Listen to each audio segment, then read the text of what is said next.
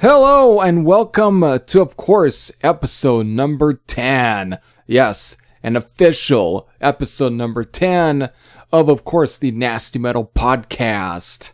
So, for this podcast, this is for the most part a shoot the shit kind of a podcast, at least as my good friend Heavy Metal Gamer definitely puts it. This is definitely, again, because of the reason why I think the term shoot the shit is used is mostly to sum it up the fact that, well, there's really just not very many topics, really, or at least not any real topics for your ones that I've come up and thought of to really add for this. No, instead, I'm just going to go along as what I think and so on and just see what pops up in my head. And if it's something that I think is worth for sure talking about, it's in here.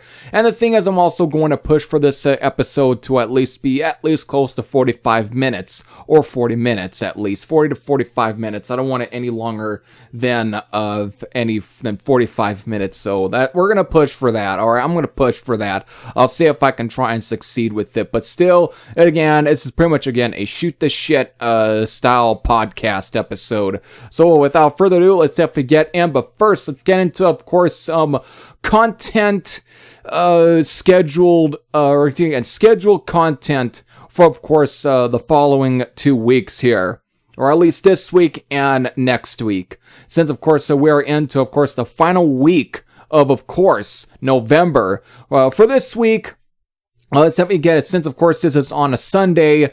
Tomorrow is of course a Album of the Week episode, and it's a spotlight on, of course, since of course Sodom are going to be releasing their new album this week, Genesis XIS, or also Genesis 19, because XIS basically is the number 19 in Roman numerals. They will be releasing their new album on Friday, and so to celebrate that, I'm of course will be spotlighting a Sodom album, but it's not going to be the like Agent Orange, it's not going to be Persecution Mania, or even at times Tapping the Vein, M16, or Code Red. It's not going to be, or even Obsessed by Cruelty.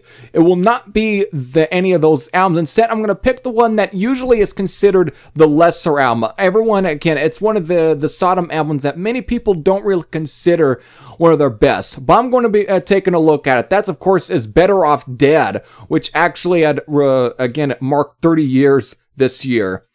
On October 5th, actually, it had hit its 30th anniversary, but I decided to push it for this week, again, because of, I know I burped there, I'm drinking something anyways, just juice and so on, trying to keep up the health and so on. Still though, I decided to push it for this week because again, they're releasing their newest album on Friday, which is Columbus Day, Native American Day, or sometime, I don't know. They always tend to change. The presidents always like to change up the holidays or whatever because of woke. Everyone's so woke these days, I guess, is the term. I don't want to get into political bullshit here, but still, it's gonna get released there. So, but I don't know if I'm gonna release or going to receive my copy on that day. I don't know. If it's coming through UPS, then it might be fine. But if it's a USPS, I might have to either wait Saturday or Monday to probably receive my copy of the new Sodom album. Still, though, I'm looking forward to checking out. But again, on Monday for, of course, tomorrow, Album of the Week episode number 92, I think. 91. Episode number 91, it will be Better Off Dead from Sodom. So I'm going to take a look on that and see if I really share the same opinions as others. I mean, it's a very, I don't want to go into too much detail. I'm going to try and save that for, again, the Album of the Week episode. I'm saving that, the rest of this. I don't want to spoil any of my opinions, but usually when it comes to that album, all I can say is, depending on who you ask, again, it's usually panned. Like, again, there's some people that really like them. Some people that definitely say it's one of the most weakest Sodom albums. But when it comes to the episode, you get to see here if I share which sentiments do I share? Do I share the side that think it's their most weakest, or do I share the sentiments and saying that it's definitely an enjoyable album? Do I think it's one of their best? that's we'll see on what side of the fence I take with, of course, Better Off Dead from Sodom. So that will be, of course, tomorrow. And, of course, Wednesday will be a review for, of course, Thrust's newest album, The Helm of Awe. Then, of course, Friday, I will be, of course, reviewing the newest album from, of course, Eternal Champion, which is everybody's apparently favorite epic metal band out of the U.S. Again, Ravening Iron, which, of course, is their second full-length album right now. And that will be there will be a review for that on, of course, on the Friday. So that's definitely, hopefully everyone will look forward to that. We'll see what I think of that album. So though, that will be that for this week. And then for next week, for of course Monday the 30th, which is the final day of November, I am of course doing an Album of the Week spotlight, of course, on the debut Angel Witch album, which is definitely, again, considered a classic new wave or British heavy metal album. And of course, in December, it of course does reach its 40th anniversary. So that's when we'll be taking a look at again. That will be Monday's Album of the Week. Then, of course, on to, of course, the first few days of course, December on Wednesday the 2nd or Friday the 4th. Depending on one of those days, I am, of course, planning on doing a review for, of course, the newest Warbringer album. I am, of course, then planning on doing a review for, of course, Genesis XIX, Genesis 19, basically. It definitely gets come out to. Depending on what, it depends on if I receive my copy of course, of Genesis XIS on XIX. If I said S, that's just because it's my word pronunciation issues. Still, if I receive it on its release day, that will be Wednesday's review. If I don't, then it will be Friday's review. But it definitely will be reviewed that week. Then, of course, and depending on that, you'll then know what day also my review for the new Warbringer album gets released on. So that will be for that. And then, of course, to kind of finish it off, there will be some reviews for, of course, the new Gamma Bomb album. There'll be some reviews for even the newest Mr. Bungle album. I'm actually want to take a listen to that. I'm definitely want to try and check that out one out. Of course, since it features, of course, Scott Ian and Dave Lombardo. And again, I'm not very much too well-rounded into, of course, Mr. Bungle's stuff to begin with, but again, that's more my brother's realm of stuff. But the thing is, what I've heard from the newest Mr. Bungle album, which is basically a re-recording of the 1986 demo, it's basically back to being straight up thrash metal. So, and what I've heard, it sounds pretty good. So, I'm definitely going to be reviewing that one. I might even review the newest Fate's Warning. I will definitely also review an album from Warfect, who are a Swedish thrash metal band. So, I'll be reviewing those, and so there's going to be plenty of that. There's going to be, goddamn, I think in many ways it is a absolute at least I'm gonna try and get some of the last couple of stuff I want reviewed for, of course, December, so I can move on and come up with the end of the year list. Basically, I've got plenty of one. I'm not gonna just end of the year lists. What I am going to do is I'm gonna spread it out. There's gonna be, of course, depending on it, either my top 20 favorite, just straight up heavy metal albums, of course, 2020. There will be, of course, my top 10 favorite rock albums of 2020. There will be my, depending right now, I don't know, it's looking to be, let me get this out. Fuck you, McAfee. Anyways, security shit. No, I don't have any viruses on my computer. I don't want that. Maybe I shouldn't say that. That's absolutely, the kiss of death. That might as well be the stench of grisly death right there if I say shit like that, because that's like jinxing myself. Like I was saying, on to that, I don't know, it's probably right now, it's from what I've been putting into to the list, or how it's turning out on, of course, my Rate Your Music. I do a lot of my list makings, or at least on Rate Your Music, since I've got the option to create lists on Rate Your Music, but I don't make them public. They're mostly for personal. It's a way for me to easily come up with that, so I can go back to, and then, of course, it's easier. It really is an easy thing, for sure, when making lists on Rate Your Music. So just physically and so on, and just trying to come up off the off the top of my head and trying to remember everything I've got in there. It really makes it easy. Still, though, it's my top favorite speed metal albums of this year. Again, speed metal and thrash metal are going to have their own separate lists. And right now, for speed metal, there's only 8 albums in there. And right now, it's only going to turn out that it's probably going to be 8 albums. If you have any recommendations of other speed metal albums that I haven't yet checked out, again, you can look at the stuff I reviewed on my channel. You can go look through the videos, and again, you can see which ones I have not yet reviewed that is speed metal. For thrash metal, that's been covered.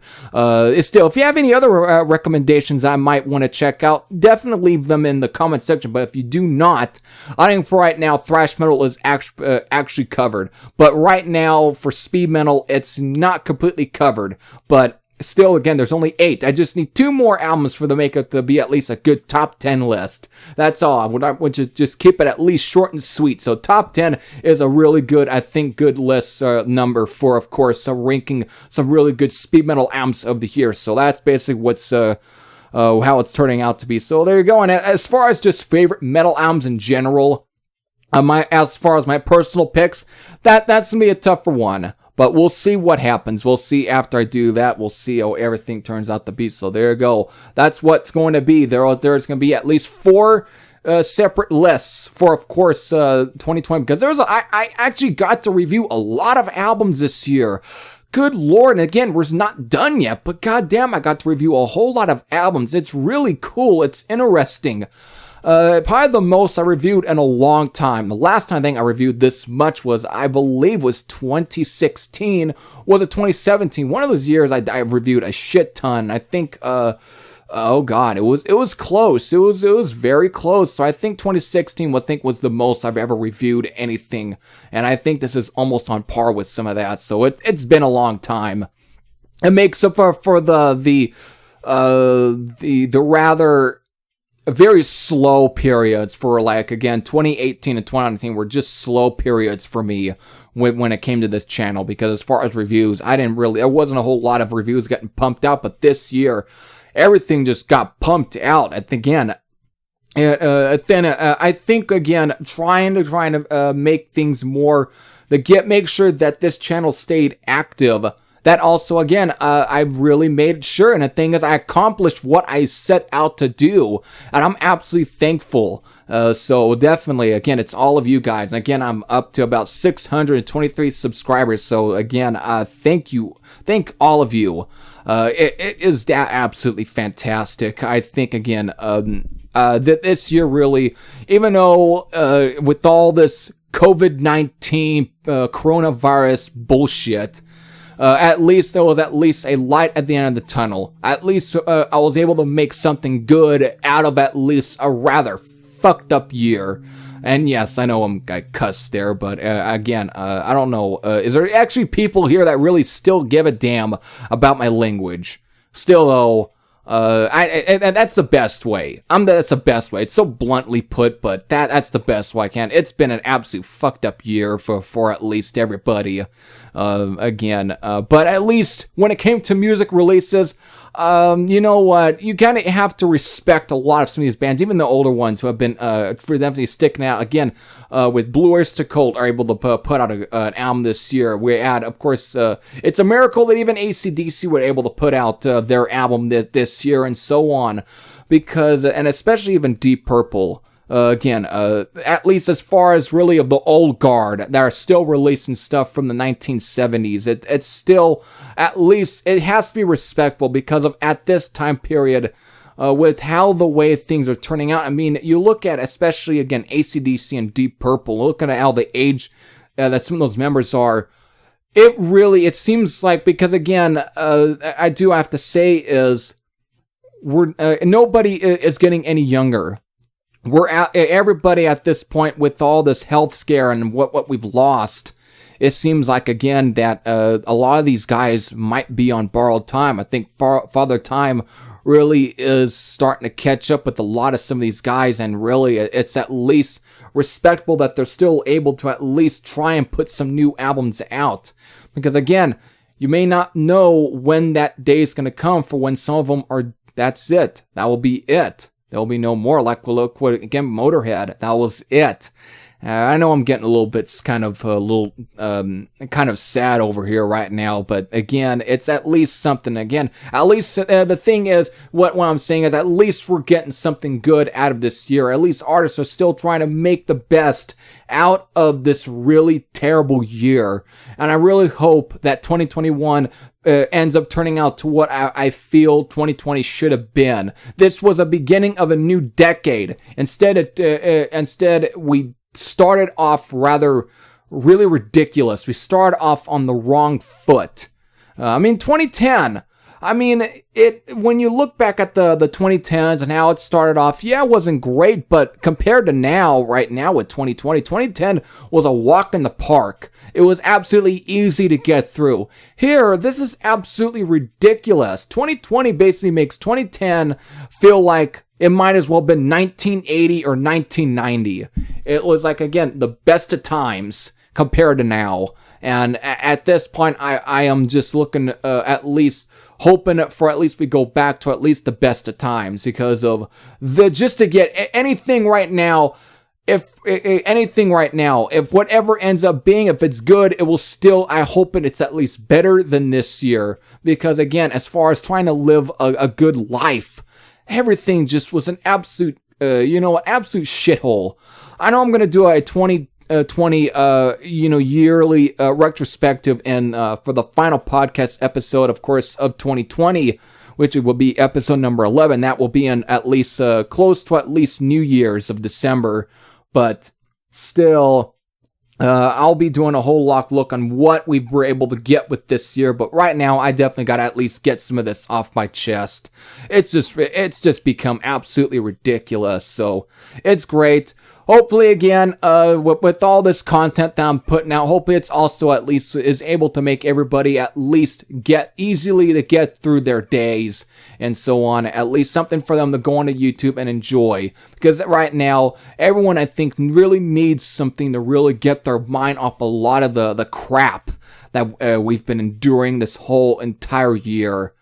It's like, it started off decent. But by the time this COVID-19 started to really take fold, and especially into February, then May, it was like, oh my God, that was it. It was like, what the hell happened? It's like almost seemed like there was no end in sight. It really felt like the apocalypse was about to unfold. And still. And of course, it definitely gave a lot of conspiracy theorists a whole lot of ammo to use, a lot of ammo. And that's something that I'm not very happy about because of what kind of conspiracy theorists I want to talk about, or at least I'm referring to the ones that really are just like, oh God, why are you? There's something wrong with your mind right now for you to really think a lot of this. I bet you live downside a freaking bunker that probably just has a bunch of, I don't know, books or something that are just about every bit of, like, from government conspiracies to all the way to the plague. Ugh. Definitely not something I think it was a good. I don't think it definitely wasn't a good thing in that regard. It's not a good thing. It's not a good thing for anything this whole year. It's not been good, but still, it definitely sure gave the conspiracy theorists just more shit to come up. It just added more things for them to come up with to try and get people to feel fear and put on their tinfoil hats. Ugh. I know I got a little political there. And I apologize. If all of you turned off because of that, I apologize. I should also say, we don't have any, sadly, there is no, for sure, any Q&A segment for this episode. There's no Q&A segment. And again, but if you want to make sure that the next episode number 11, the final episode of December, has a Q&A segment, again, my Gmail account, where you can use to, of course, send in questions. That will be, of course, in the description box, and it might even be on your screen right now what to use to kind of send in questions for me. Of course, you can always use the comment section to also send in questions. and so on. You may, again, as the years go on, I might come up with new methods for you to send in questions for me to make it easier. Again, just more easier to use. I guess the best I was almost going to say more convenient. I think the best word I was about to use, convenient. Everything to try and make things easy and convenient for to use.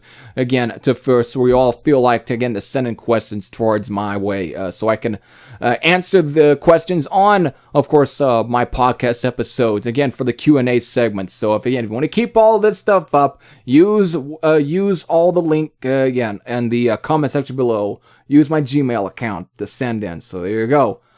All right.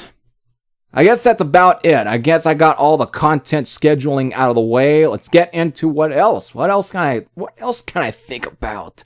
How can I stretch this to at least 40 minutes or 45 seconds? Oh, wait, I got it. How about another bullshit segment here? How about something? I haven't really talked about this in a while here for some of these episodes. Because thing is, as much as I've been watching some of it on TV, just not a whole lot of it has made it to where it's like I really feel like talking about it on these podcast episodes. But something has definitely made me want to talk about it. That's, of course, I'm bringing here the wrestling talk for this episode, and what's got me all happy and jiggly and so on, what has me jumping up and down for the restart of MLW, Major League Wrestling. It, of course, aired its 110th episode this past Wednesday, which, of course, had at least two matches at least one match that they've been building for at least a year before, at least around the earlier of this year before COVID decided to, hamper it and put it on the sideline, on the back burner because of everything. It really fucked up a lot of the plans, but Major League Wrestling, but they the first match was, of course, again, they've been building this for at least a year. It's the feud between Brian Pillman Jr., who was the son of the late Brian Pillman, which Brian Pillman was best known for being Steve Austin's tag team partner in World Championship Wrestling when they were called the Hollywood Blondes. And, of course, them becoming bitter enemies in the WWF during when Steve Austin was becoming Stone Cold, which definitely really kicked off his career and made him the star he is today, and the name. And of course, Brian Pillman, that whole feud, which definitely I think it made both those two. It's just sadly Brian Pillman was never able to really get as far due thanks to his untimely death in October of 1997. Which that definitely sucked. And the thing is, Brian Pillman Jr. was just a young kid when that happened, and so I'm great that that his son is able to at least try and keep the name Brian Pillman alive. And I think he's a great wrestler. I would say at times he's almost as close to his dad, but he definitely has his own feel. He's his own person. And the thing is, he'd been in this feud with this guy named Myron Reed, and he cut some cool promos on him, basically calling him red hot Cheeto haired and so on, and that he's gonna kick his red hot Cheeto haired ass when for all the shit he's done to him. And things he's been getting payback, and this was finally gonna be it. He was finally gonna get his fucking payback. Then he lost.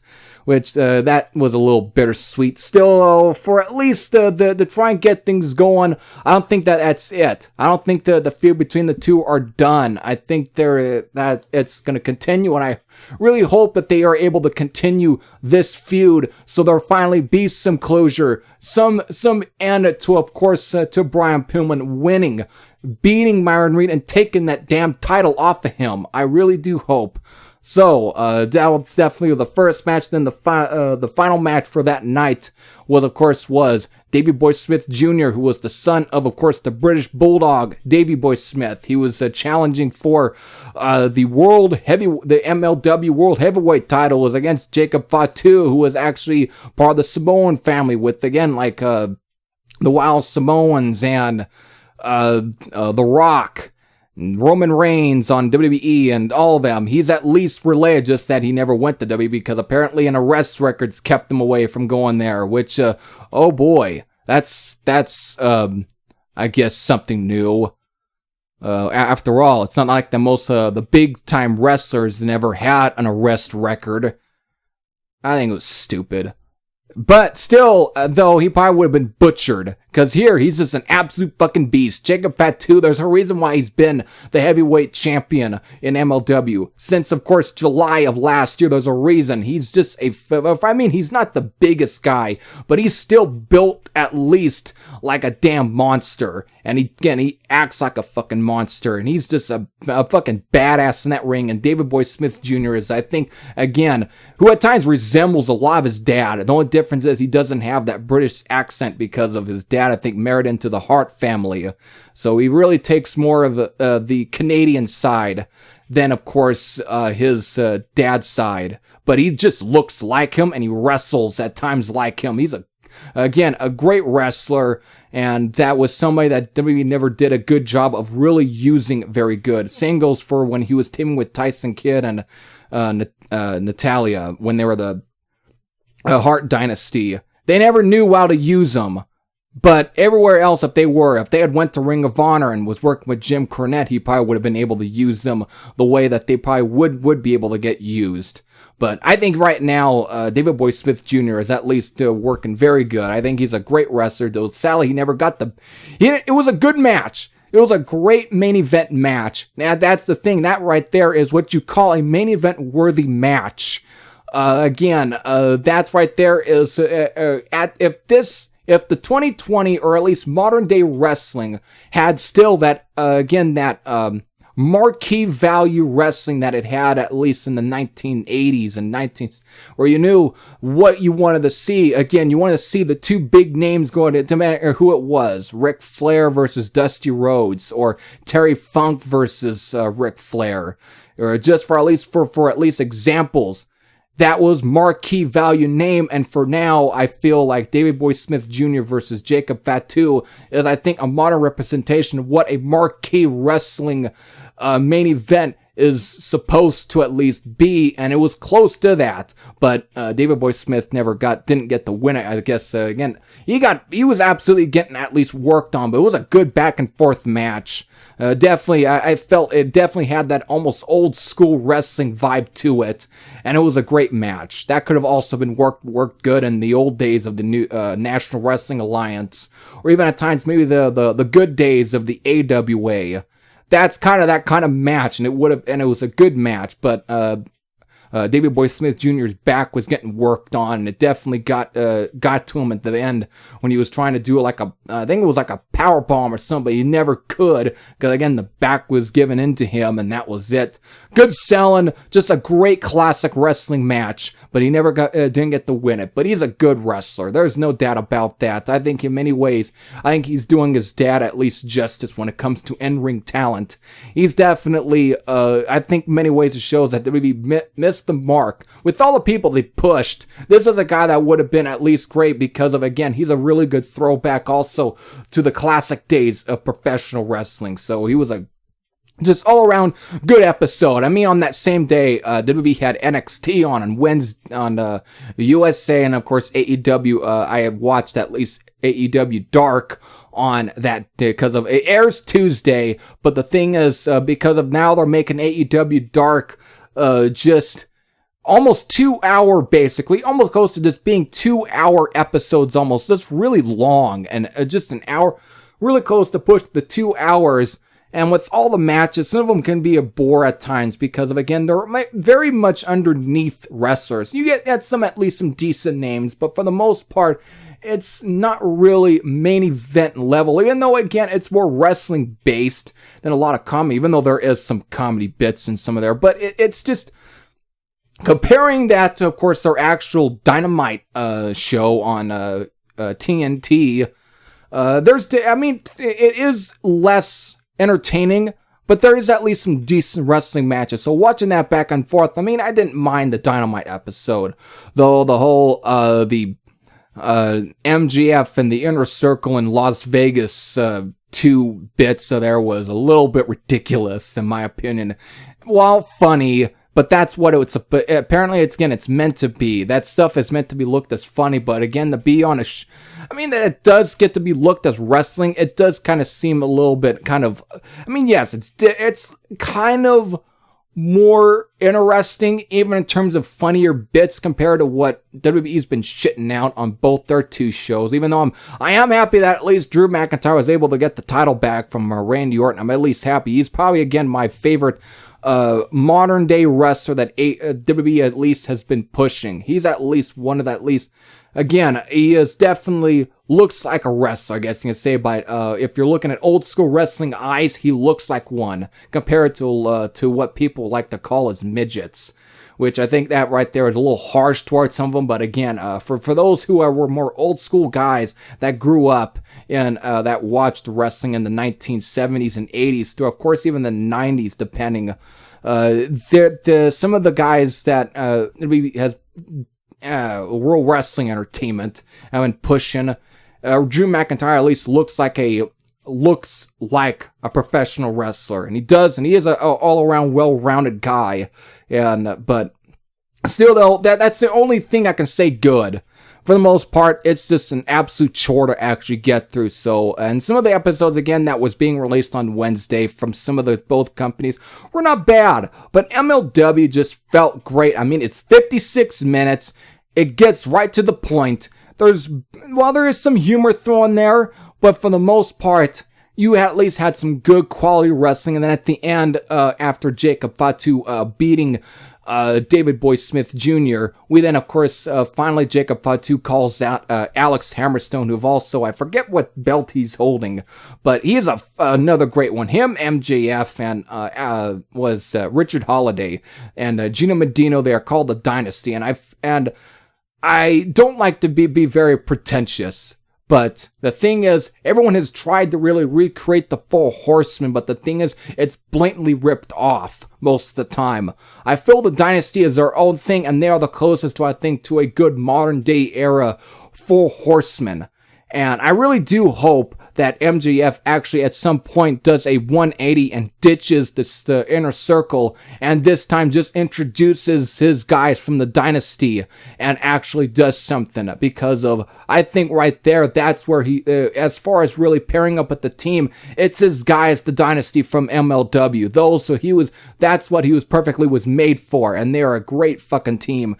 Definitely, I think they're definitely one of the best factions at this point in modern wrestling, along with Contra Unit, which is what Jacob Fatu is a part of, and Joseph Samuel and Simon Gotch, who formerly was in WWE, but now he's just like, again, other names that I think are that feel absolutely bitter towards him, and he's definitely has been absolutely bitter. And he's obviously a new person in MLW. I've been watching him.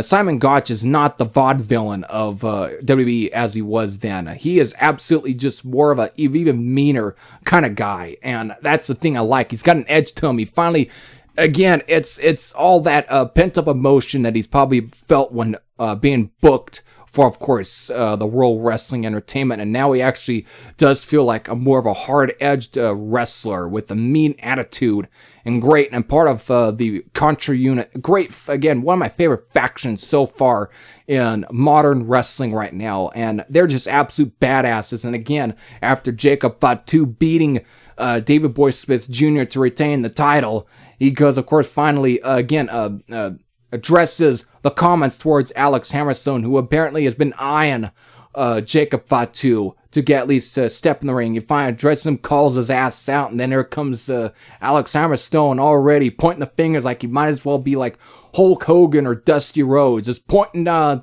like, you call me out finally, and that's it. But then he gets, again, the rest of Contra Unit decides to then blindside him. They beat him up. It's basically almost, again, old school days of wrestling, a way of ending a show. And it was definitely, again, really want to see where that all heads. I really want to know where all that heads to. I'm definitely, again, looking forward. Again, that's the thing. As far as modern day wrestling shows, I think the ones that I became more of a fan of, I mean, at the beginning, I liked AEW. Though I think there is some steam that's kind of been lost. I feel it lost a little bit of its steam, even though, again, guys like Eddie Kingston, who I've been more of a fan of watching his stuff on the NWA Power Show on YouTube. Great fucking promo kind of guy, too. Definitely, he believes every bit of what he says. Great talent. But again, the thing is, while besides there's a few good guys in AEW, there's a lot of times where I think they start to, lose a lot of the plot in some ways. Some things I feel like it just doesn't as interest me as I think it interested me in the beginning. I really do hope by next year, everything gets more fixed and it starts getting even more exciting again, in my opinion. But right now, still, the only shows that still keep me excited, again, and again, MLW. I love MLW. They're definitely them. And Ring of Honor, I've been kind of really been happy about. They're definitely more traditional wrestling. But they're good. They are definitely good to watch on, of course, on Fox. They only come on Saturdays, but I've been kind of getting back to watching them. And great stuff. Again, guys like Jay Lethal, I've always thought was, again, one of the most best stars of at least of Ring of Honor. Again, it's a great wrestler all around. Then, of course, NWA Power. I think those, along with MLW Fusion and Ring of Honor right now, are showing that, are keeping me coming back, or keeping me at least still, again, very happy with at least modern day wrestling. And right now, the bigger names right now. And again, AEW is kind of becoming again, more mainstream name. But still, as far as quality, you know what you're going to get with MLW and NWA Power. I really do hope that it gets restarted again. I hope there ends up being more episodes. Again, I like the talent that are on there. And again, I really do like the talent on there. And of course, Ring of Honor. There's just some great stuff there. So that's at least what really keeps me happy and excited with wrestling.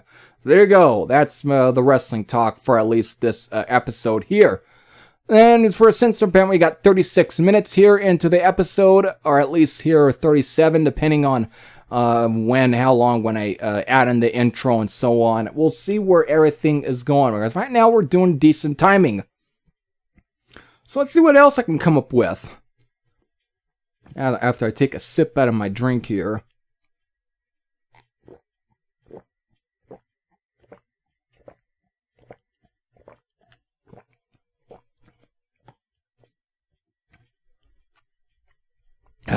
Yeah. Alright, so there you go. Oh boy. Let's see what else I can turn on. I gotta turn on some lights in here. Right now, my room's starting to get dark. I know, thanks to, of course, again, daylight saving time, all of a sudden just, leaving it's, of course, now normal time, so everything gets dark around late 4 o'clock.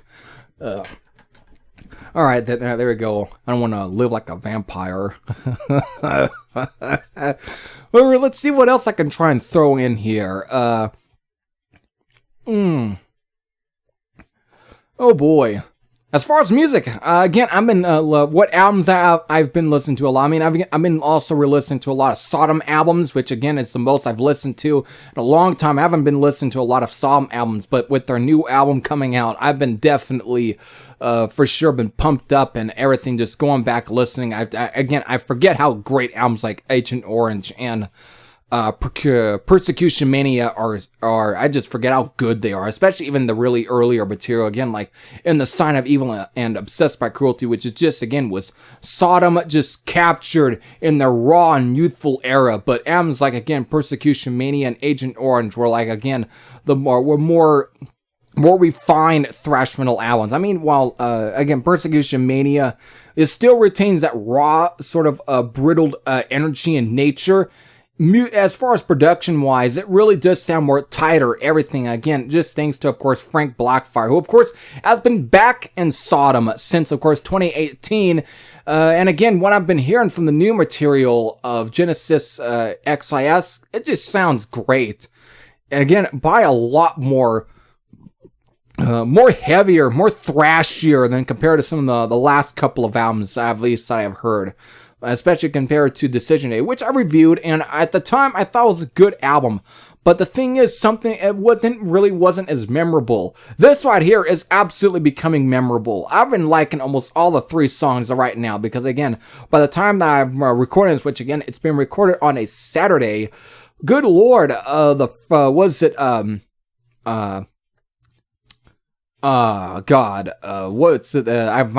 forgotten the name of the song, but Friendly Fire. There we go. Friendly Fire. oh my god, that song kicks absolute ass. With, of course, they're even adding a little bit of blast beats in there, which does kind of really kind of give you that idea that they're really trying to go back to the more straight up raw, straight up thrash of the material. At times, almost pushing towards, even at times, tapping the vein here and there. It's just, oh my god, it just sounds absolutely heavy. It's good shit. That's all it's saying. So I'm really looking forward to the new Sodom. But as far as their albums, I've been really playing the hell out of the new AC/DC Power Up. by the time when when the album was getting released, I talked about it in my review. Still, I didn't really know what I was going to expect out of it. I was just thinking it was going to be your typical modern day era AC/DC album. But what came out was, surprisingly, for a modern day era AC/DC album, it really does at least have some of that classic feel of some of the older albums, especially from like the Brian Johnson era. Again, like for example, Flick of the Switch, Fly on the Wall, and here and there you might get a little, I do get as far as guitar tones, because of the thing is with the album, and I forgot to mention this, even though it was recorded in 2018 at, of course, the Warehouse in Vancouver, Canada, which again, they've been recording there since, I believe, since Stiff Upper Lip. While it's been recorded since then, the reading is around 2019. They were beginning to also go back in and do a lot. Again, since then, they would go back in, do some tweaking to a lot of the songs. So each song was getting mixed differently. At different times, they get mixed. And at times, maybe slightly re-recorded here. They add more extra parts to it to really kind of finish a lot of the material. And by 2020, it was done. So the thing is, when it came to really listening to the album, you really get the fact that each song had to at least been mixed at different times and at least different days or different months, because of it all. Each song, you can tell, I think this is a method that had been done since 1976's Dirty Deeds Done Dirt Cheap. It had been done since then. What I think was really unique for it, because of, for the most part, every album was always mixed and finished on at least the same day. So it always would have the same feel of every single song. So the album's always had its own feel as a whole. But Power Up feels like each song has its own unique feel, and that's, again, it's mostly again to the fact on the days that the songs were mixed and were finished. So it all has its own different feel. Some songs you can tell it might have been from one session at some times, or at least its own finishing day or so on. Again, it just, when it comes to the drums and the guitar tones, it definitely really varies within the record. And I think it really, for an album, it's fresh. It's different. They hadn't done that method not since 1976 Dirty Deeds Done Dirt Cheap. With, of course, with each song having its own identity, its own production, its own feel, its own mixing, its own sound. That's something that had been done since then. But still, as a whole, it retains a classic AC/DC feel. And I feel for a lot of the more recent albums, it's been one I've been really coming back to a lot more than compared to like Rocker Bust and Black Ice. And at times, Stiff Upper Lip. I mean, yes, here and there, I'll throw those albums on, but the thing, especially Rocker Bust, I've been noticing that I've been coming back to that album a lot more. Even though, again, I've been, in that review, I've stated that I liked it better than Black Ice. That's mostly, again, just based off the judgments of, like, the production and the mixing, just the overall feel. But musically, it wasn't anywhere near the close of being at least the best album they've done in a long time. Power Up, I feel, is. And I think it's a solid record, and they definitely came up with a much more stronger album. And for a tribute to Malcolm, I think it was a good tribute. It really definitely brought that in. And again, is still reports that apparently it won't be the last album. The thing is, when it comes to people spreading rumors like that, that's what they really turn out to be. They're rumors because they never were said from the band members. I've never heard any interview with Angus or Brian Johnson saying that the album that they're going to do is going to then be the final album. It's all from speculation and from at least rumors.